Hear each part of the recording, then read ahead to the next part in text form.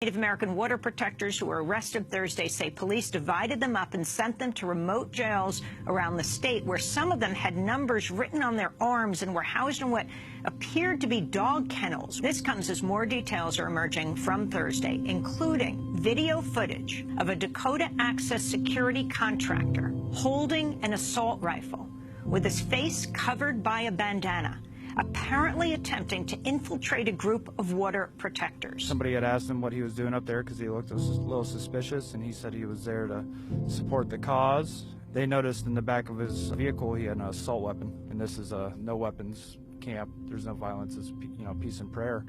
So water protectors started setting up a barricade on the bridge to make sure he couldn't get to camp, because we have women and children, elderly here. When the guys stopped him, the women looked in the truck and then they see the gun, and I'm right across the street. And they're like, "What are you doing with this gun?" So I go over there. Before I even get there a few feet, he hits the gas. He almost runs over the four men in front of him. And I get on my walkie. There's a male, white truck. He has a weapon. Do not let him get to camp. 45 seconds maybe, less than a minute after that call had gone out, we saw a white pickup truck driving really fast coming down the road. He went down into the ditch and then went all the way around all the cars, and there was still a lot of people down there. People were running out of the way. I'm hearing screaming and children screaming, and I'm hearing just people, just a lot of hysteria. And at that moment, I thought about the incident in Nice, France, when 84 people got killed by a box truck. Somebody had to do something. I didn't think of me being that somebody, and I jumped in my car and I honked, and people got out of my way. He's on the opposite side of the bridge. We're behind him. We can't stop him. And whatever it is that he's going to do at camp, he's wide open to do it. A man that's armed with a weapon, what is so important for him to risk everybody's lives that way, to get down to the bridge and cross that bridge and be down at our camp? That was my concern. The first thing I was thinking is this guy's probably got some kind of mental illness. I thought this was maybe a veteran going through PTSD, going through a panic attack or something. I pursued him, and I'm honking the horn hysterically, like, "Yo, wake up, stop." People almost got ran over. I know 2 water protectors tried to use their bodies to stop this man, and he went right past them and barely missed them. And I'm thinking he's not stopping. My honking is not working. I have to stop this. So I watched the cop videos. I tried to do this pit maneuver, but I crunched my headlight instead, and I heard like a turbo diesel engine. And I looked over, and it was a truck coming straight for us. When my truck came up on the side of this truck, I used my truck to push him further back down into the ditch. After I did that, he had turned and he started to go forward right through the fence. I thought it was over, but they were still pushing. They were both gunning it. They were both like this, going, and it was like, it had to be stopped. Somebody was gonna get hurt. So I went around, and I had to use my car as a barricade, like a moving barricade, to just stop him in his tracks. And I pulled to the left, and I looked over, and sure enough, there's these 2 trucks, and they hit right into my side of the vehicle. And I got out, and I approached this man's vehicle, and I was probably 5 to 10 feet away from this guy, and he pulls his gun out, cocks it, and I was the first person he pointed that gun at, and I said, "Whoa, you don't have to use your gun, man, put the gun down." I started backing up.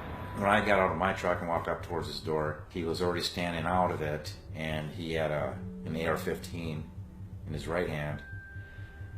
And I remember as soon as I saw that, I stopped, and I was kind of staring at his weapon, and my brain is trying to process what I'm seeing. He was panicking. You see that he wasn't thinking very clearly, that he was in some type of aggressive mode. And there was other water protectors, thankfully, man. If it was just me and Mater, man, things could have went so different. When I got there, he was already out of the vehicle. There was like several people around him, and they're yelling around saying that he had a gun, it's loaded. At the clip, it seemed like it was an extra long clip, and the clip had a open slot down the middle of it that you could see the bullets that are lined up. And I remember seeing all the bullets lined up and even what color. People were ransacking his vehicle, and people started pulling out an ID. We found out this man worked for the Dakota Access Pipeline. And then the gravity of the situation became so heavy, so fast. We just brought him closer to the water so that BIA could, apprehend him. And they even thanked me, said, good job. And coming to find out, they went and let him go. Handed him over to the feds, and the feds handed him over to Moore County. And from what I've known, they just up and let him go. I remember the officer calling me to ask about this, and I remember I was actually pleased that the officer called me because, I thought finally somebody's investigating this Kyle Thompson guy. Mm-hmm. So I started to speak with him, and as I started to speak with him, I realized, wait a minute, this man has no concern about what Kyle Thompson was doing. He seems like he's trying to investigate me. His exact words was, well, doesn't Kyle Thompson have a right to drive down a public road? And what right do you guys have to stop him? And like I said, I was thinking about that, and it's just like I'm stunned. I'm just stunned to even hear that type of a remark. I'm not from North Dakota, but I've lived in a lot of places across the United States, and every place I've ever lived in, if you go flying down a ditch at people, running people over, or trying to run people over, and you got an AR-15 in your hand, every neighborhood that I've ever lived in, any state I've ever lived in, people would be very heavily concerned about that. It was like unreal. It's like something you see in a movie or something you see in the news overseas. That just blows my mind that it's happening here in the States, in a place we call home. Just before Mater in the gray truck hit him, there was a man in the road. That was my grandfather. And if he would have gone another 10 to 15 feet and Mater wouldn't have slammed into him, he would have ran my grandfather over. My grandfather, it's a very stressful thing for him too. That's something he took home too, And so these things are, just part of this big puzzle that makes us act the way we do. We were acting to keep the people safe. We were trying to uphold the no gun policy at the camp, and that's what it was all about. We didn't know that guy was a DAPA worker. We weren't trying to endanger anybody else's lives.